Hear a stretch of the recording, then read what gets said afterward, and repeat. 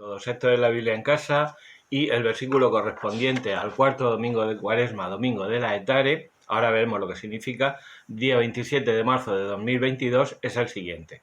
Todo procede de Dios, que nos reconcilió consigo por medio de Cristo y nos encargó el ministerio de la reconciliación. Segunda de Corintios 5:18. Ya habíamos visto un versículo también de Segunda de Corintios y también del capítulo 5, los versículos 6b y 7. Aquel que decía, mientras habitamos en este cuerpo estamos desterrados del Señor, caminamos en fe y no en visión. Bueno, ya hablamos también de un poco de Segunda de Corintios, ya sabemos que Primera de Corintios es en realidad, parece ser la segunda, y Segunda de Corintios dicen los investigadores que está formada o puede estar formada por fragmentos o por varias cartas que escribió San Pablo a una de sus comunidades, no de sus comunidades favoritas, pero sí por la que mostró especial cuidado. Su comunidad favorita, como sabemos, es la de Filipos, la de los filipenses.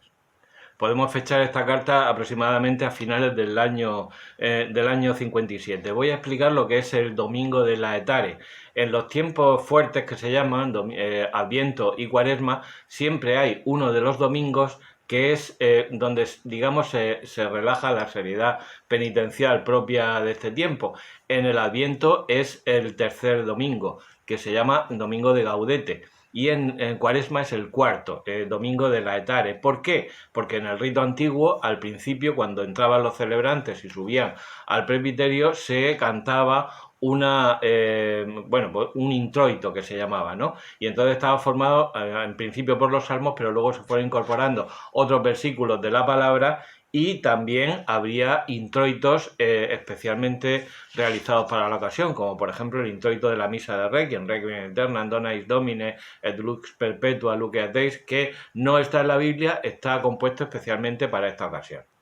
Y este cuarto domingo de Cuaresma se llama Domingo de la Etare porque en ese introito estaba formado por el versículo de Isaías 66:10, que por cierto es el lema de la próxima asamblea de la Renovación Carismática aquí en la diócesis de Cartagena. Igual que por ejemplo el domingo de Gaudete, el tercer domingo de Adviento, el versículo era aquel de Filipenses 4:4 que os he mencionado alguna vez, ¿no? Estad alegres en el Señor, os lo repito, estad alegres. Bueno, pues ese estad alegres es Gaudete. También es domingo de la Etare porque el Evangelio es el del Hijo Pródigo y al final de la lectura del Evangelio el Padre misericordioso le dice al Hijo Mayor: hay que alegrarse porque este hijo estaba perdido y lo hemos estaba muerto y ha vuelto a la vida. Este domingo de la Etare, igual que el domingo de Gaudete en Adviento, ya nos pone en disposición para la alegría de lo que ha de venir. En el caso del Adviento, el nacimiento del Señor; en el caso de la Cuaresma, la pasión, muerte y resurrección de Cristo.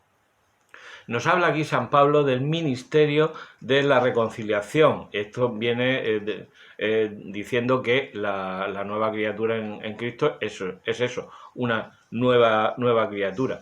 Y dice, nos ha confiado Dios el ministerio de la reconciliación.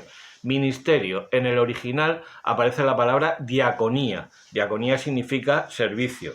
Ya sabes la historia de los 7 diáconos, es decir, que tenían el servicio de las mesas a los cristianos de lengua griega.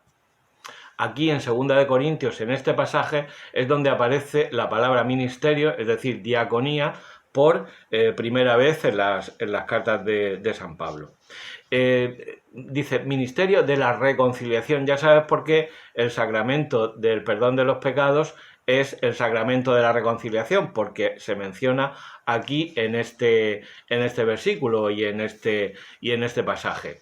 Lo llamamos confesión, pero la confesión realmente, la confesión sacramental, pues es la confesión en reconocimiento de los pecados, pero la reconciliación, este sacramento de la reconciliación es mucho más amplio, o también lo llamamos de la penitencia, pero la penitencia es lo que necesitamos para terminar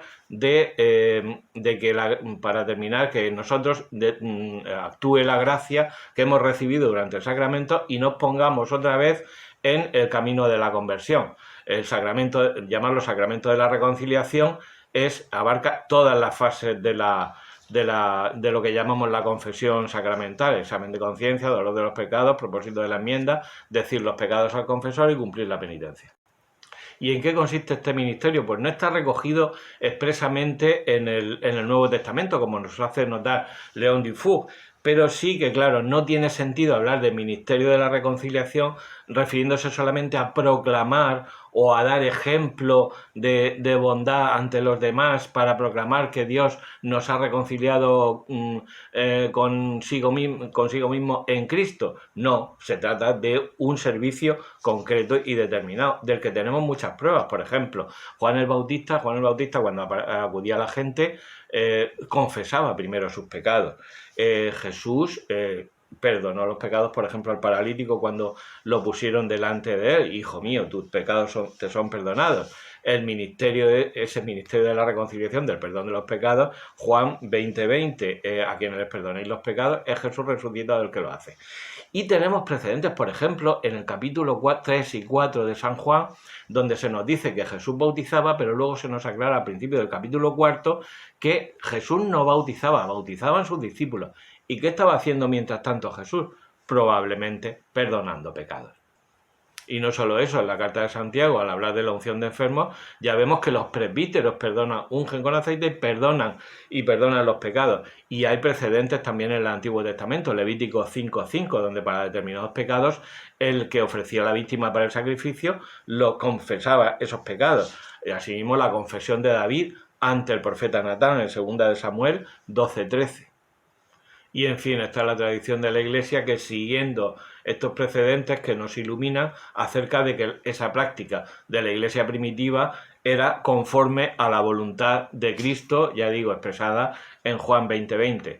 Así que ya sabes, adelante con los corintios.